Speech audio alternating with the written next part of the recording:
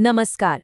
चलिए आज भारत के नए कानूनों में अदालत की एक बहुत ही खास शक्ति के बारे में जानते हैं, यानी सबूतों को अपने कब्जे में लेने की शक्ति। कभी सोचा है कि जब किसी केस का सबसे जरूरी सबूत, मान लीजिए कोई दस्तावेज या कोई चीज, अदालत के सामने आता है तो उसके साथ असल में होता क्या है? उसे कौन अपनी हिफाजत में रखता है? इन सवालों का जवाब जानने के लिए हमें पहले ये समझना होगा कि अदालत और सबूतों के बीच का ये जो रिश्ता है वो कितना गहरा है।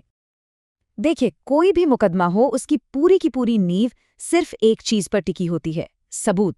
यही तो तय करते हैं कि सच क्या है और झूठ क्या। पर हाँ, न्याय की प्रक्रिया सही से चले, इसके लिए अदालतों को इन सबूतों को कंट्रोल करने की कुछ खास शक्तियां भी दी गई हैं।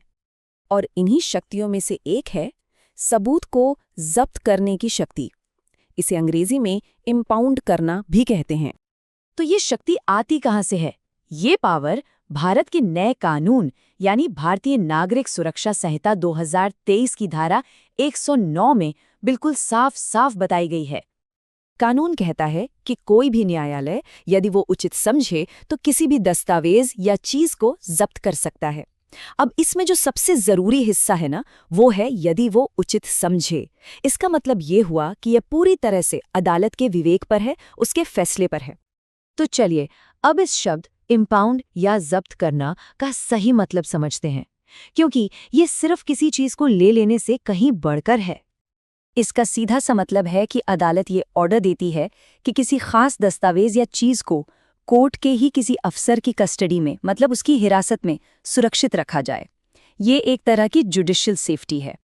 तो ये पूरा प्रोसेस काम कैसे करता है? बहुत सिंपल है। पहला कदम, कोई दस्तावेज या कोई चीज कोर्ट में पेश की जाती है। दूसरा कदम, कोर्ट को ये लगता है कि भाई इसे सुरक्षित रखना बहुत जरूरी है। और फिर तीसरा और आखिरी कदम, उस चीज को कोर्ट के ही किसी अधिकारी की निगरानी में रख दिया जाता है, बस। लेकिन एक मिनट, सवाल तो ये उठता है कि अदालतों को ये शक्ति दी ही क्यों गई है?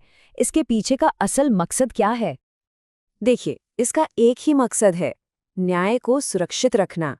ये शक्ति पक्का करती है कि जो जरूरी सबूत है उनके साथ कोई छेड़छाड़ ना हो, उन्हें कोई खत्म ना कर सके, और वो पूरे मुकदमे के दौरान जांच के लिए हमेशा मौजूद रहें। इससे न्याय की प्रक्रिया बिना किसी रुकावट के चलती रहती है। तो ये सोचने वाली बात है ना, कि कैसे एक इतना सीधा साधा सा दिखने वाला नियम एक पूरे मुकदमे की सच्चाई और उसकी ईमानदारी की हिफाजत करता है। ये दिखाता है कि कभी-कभी न्याय की नींव ऐसी ही छोटी-छोटी लेकिन मजबूत शक्तियों पर टिकी होती है।